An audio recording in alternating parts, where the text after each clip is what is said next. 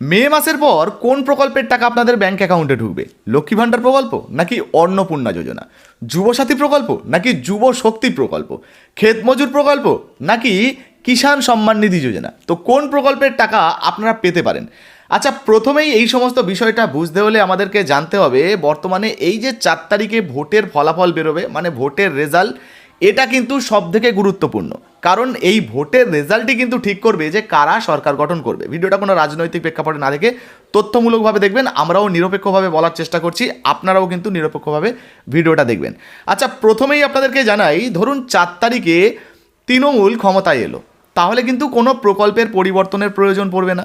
লক্ষ্মী ভাণ্ডার প্রকল্পে আপনি যেমন আবেদন করেছেন, নূতনভাবে আবেদন করেছেন, যেমন আপনি টাকা পাচ্ছিলেন, পরে 15 দিনের পরে আবারও কিন্তু তেমন আপনার ব্যাঙ্ক অ্যাকাউন্টে 1,500 টাকা 1,700 টাকা করে ঢুকবে। যুবশক্তি প্রকল্পে আপনি আবেদন করেছেন, অভিষেক বন্দ্যোপাধ্যায় যেমন ঘোষণা করেছিলেন যে আমরা যদি ক্ষমতায় আসি তাহলে 15 দিনের মধ্যে আমাদের ব্যাঙ্ক অ্যাকাউন্টে, মানে যে সমস্ত মানুষ আবেদন করেছেন তাদের ব্যাঙ্ক অ্যাকাউন্টে যুবসাথী প্রকল্পের টাকা কিন্তু দিয়ে দেওয়া হবে, অর্থাৎ 1500 টাকা করে ব্যাঙ্ক অ্যাকাউন্টে দিয়ে দেওয়া হবে। একইভাবে ক্ষেত মজুর প্রকল্পে আবেদন করেছেন, বৃদ্ধ ভাতায় নতুনভাবে আবেদন করেছেন, তাদের ব্যাঙ্ক অ্যাকাউন্টে কিন্তু টাকা দেওয়া হবে। এখন যদি 4 তারিখে সরকার পাল্টে যায়, মানে ধরুন বিজেপি ক্ষমতায় এলো এবং বিজেপি সরকার গঠন করলো, সেক্ষেত্রে তো তারা এমনিতেই ঘোষণা করেছে যে লক্ষ্মী ভাণ্ডার নয়, বিজেপি যদি ক্ষমতায় আসে তারা কিন্তু অন্নপূর্ণা যোজনা চালু করবে। আর অন্নপূর্ণা যোজনায় মহিলাদেরকে 3,000 টাকা করে দেওয়া হবে। যদি অন্নপূর্ণা যোজনা চালু হয় তাহলে লক্ষ্মী ভাণ্ডার প্রকল্প বন্ধ হয়ে যাচ্ছে, আর লক্ষ্মী ভাণ্ডার প্রকল্প বন্ধ হয়ে গেলে অন্নপূর্ণা যোজনা চালু হবে। তাহলে 3,000 টাকা করে মহিলাদের ব্যাঙ্ক অ্যাকাউন্টে ঢুকবে। এখন প্রশ্ন হতে পারে যে এই লক্ষ্মী ভাণ্ডার প্রকল্পে যে টাকাগুলো পাচ্ছিলাম, মানে যারা যারা আবেদন করে রেখেছেন তাদেরকেই কি অন্নপূর্ণা যোজনার টাকা দেওয়া হবে? দেখুন, এই বিষয়ে তো নতুন কোনো আপডেট নেই যে লক্ষ্মী ভাণ্ডার প্রকল্পে যাদের নামগুলো নথিভুক্ত রয়েছে তাদেরকেই অন্নপূর্ণা যোজনার টাকা দেওয়া হবে। হয়তো এমনও হতে পারে বিজেপি যখন ক্ষমতায় আসবে, মানে যদি বিজেপি ক্ষমতায় আসে সেক্ষেত্রে তারা অন্নপূর্ণা যোজনার জন্য নতুন ফর্ম ফিল আপ করাতে পারে এবং নূতনভাবে ওয়েবসাইট তৈরি হতে পারে, নূতনভাবে ওয়েবসাইটের নাম আসতে পারে, নূতনভাবে ডেটা এন্ট্রি হতে পারে, মহিলাদের নাম নথিভুক্ত করা হতে পারে এবং অন্নপূর্ণা যোজনায় 3,000 টাকা করে তাদেরকে দেওয়া হতে পারে। একইভাবে চলে আসি যুবশক্তি প্রকল্পে। দেখুন, যুবশক্তি প্রকল্প যেটা রয়েছে সেটা কিন্তু বিজেপির তরফ থেকে চালু করা হয়েছে। ভালোভাবে বুঝবেন, তৃণমূলের তরফ থেকে যেটা চালু করা হয়েছে সেটা হচ্ছে যুবসাথী প্রকল্প, আর বিজেপির তরফ থেকে যে প্রকল্পটা চালু করা হবে বলা হয়েছে সেটা হচ্ছে যুবশক্তি প্রকল্প। এখন যদি বিজেপি জিতে যায় তারা তো আর যুবসাথী প্রকল্প চালু করবে না, তারা চালু করবে যুবশক্তি প্রকল্প। ঠিক আছে, তো তাহলে যুবসাথী প্রকল্পটা বাতিল হয়ে যাবে এবং যুব শক্তিটা চালু হবে। যুবশক্তি প্রকল্পে 3,000 টাকা করে প্রত্যেক মাসে বেকার ছেলে মেয়েদেরকে দেওয়া হবে।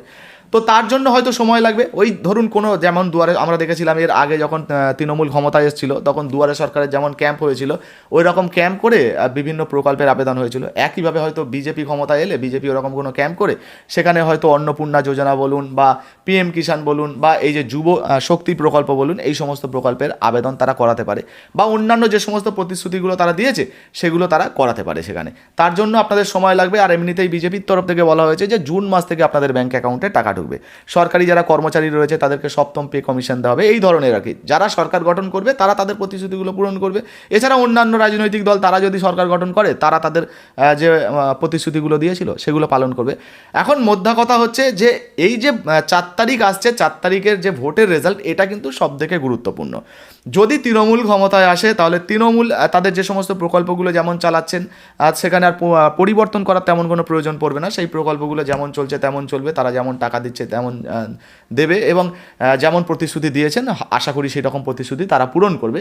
আবার যদি ক্ষমতা বদলে যায়, সরকার যদি বদলে যায়, বিজেপি যদি ক্ষমতায় আসে, সেক্ষেত্রে বিজেপি ক্ষমতায় এলে বিজেপির যে প্রকল্পগুলো সেগুলো কিন্তু তারা চালু করবে। ফলে বুঝতেই পারছেন 4 তারিখের যে ভোট গণনা এটা কিন্তু সবথেকে গুরুত্বপূর্ণ।